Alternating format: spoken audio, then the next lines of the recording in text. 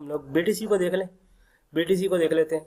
BTC को monthly time frame पे देखते हैं। पहले तो मंथली टाइम फ्रेम में जो एक फेयर वैल्यू गैप मार्केट ने बनाया था वो ये वाला था, और मार्केट ने इसको फिल किया है। बिल्कुल गोल्ड की तरह की सिचुएशन है ये। मंथली टाइम फ्रेम में एक फेयर वैल्यू गैप को रिस्पेक्ट दिया और उसके बाद वो बुलिश हुआ था। और यहाँ पर मैंने ये बताया भी था ग्रुप में, बहुत खूबसूरत ट्रेड थी ये। यहाँ से ये आप लगा लें कि एक फ्लैग टाइप पैटर्न भी था, यहाँ से इसका ब्रेकआउट होता है उसका।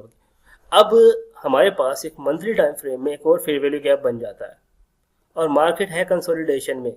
बेसिकली जो फ्लैग होता है ये भी कंसोलिडेशन होती है, ठीक है, हर टाइम फ्रेम में। और अभी हमारे पास मंथली का टाइम फ्रेम पे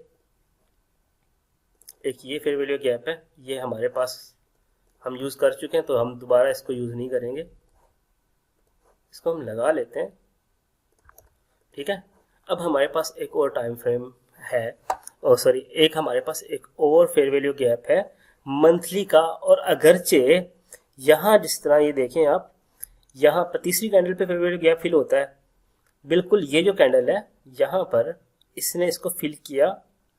यूजुअली क्या होता है कि इस कैंडल ने अगर फिल किया था इसको थोड़ा सा, इस फेयर वैल्यू गैप को, तो इसको एक्सपेंशन देनी चाहिए थी यहाँ से। इस कैंडल के बाद ये जो कैंडल है इसको एक्सपैंड होना चाहिए था, लेकिन ये एक्सपैंड नहीं हुई। तो इसका क्या मतलब है, मार्केट अभी मजीद कंसोलिडेट करना चाह रही है और हो सकता है मार्केट ये जो लो इसने बनाया है मंथली टाइम फ्रेम पे, बता रहा हूँ आपको, अभी से लोअर टाइम फ्रेम में भी आते हैं। ठीक है, आप सोचेंगे मंथली टाइम फ्रेम पे क्यों बता रहा है भाई, डायरेक्शन तो आपने देखनी है ना मंथली टाइम फ्रेम के ऊपर, और मेन डायरेक्शन आपका पता होना चाहिए कि हम आने वाले टाइम पे होने वाला क्या है। ठीक है, ये जो इसने लो बनाया है इस मंथली टाइम फ्रेम का, एक सिनेरियो ये बता रहा हूँ कि इस कैंडल का लो ले और उसके बाद ये बुलिश हो जाए, ठीक है। और दूसरा सिनेरियो ऐसे ही है कि ये मार्केट 50% टैप करे उसके बाद बुलिश हो जाए, ठीक है। यहाँ पर इस केस में मार्केट ने क्या किया आप देखें, पहली बार थोड़ा सा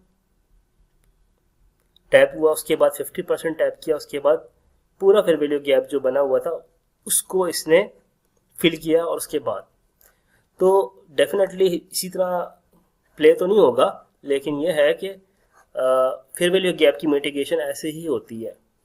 अगर इसको बुलिश होना था तो इसको हो जाना चाहिए था अब तक, मेरे ख्याल से, मेरे एक्सपीरियंस के हिसाब से इसको यहाँ पर ये जो थर्ड कैंडल है इसको एक्सपैंड करना चाहिए। अभी इस महीने के 14 दिन बाकी हैं, लेकिन अगर हम वीकली टाइम फ्रेम पर देखें मार्केट में कोई ख़ास मूवमेंट नज़र नहीं आ रही है। कोई फेयर वैल्यू गैप मुझे ऐसा नज़र नहीं आ रहा जो मैं आपको डायरेक्शन बताऊं। इस वक्त बीटीसी बहुत शदीद कंसोलिडेशन में है। डेली टाइम फ्रेम में आप देखें, इसकी कैंडल देखें, इसको तो आप बिल्कुल हाथ ना लगाएं फिलहाल के लिए। तो अभी हमें लिक्विडिटी लेवल बता देता हूं आपको। अच्छा, मंथली टाइम फ्रेम में ये जो लिक्विडिटी है ये बहुत अहम है। मंथली की लो यहाँ पर ये बहुत अहम है।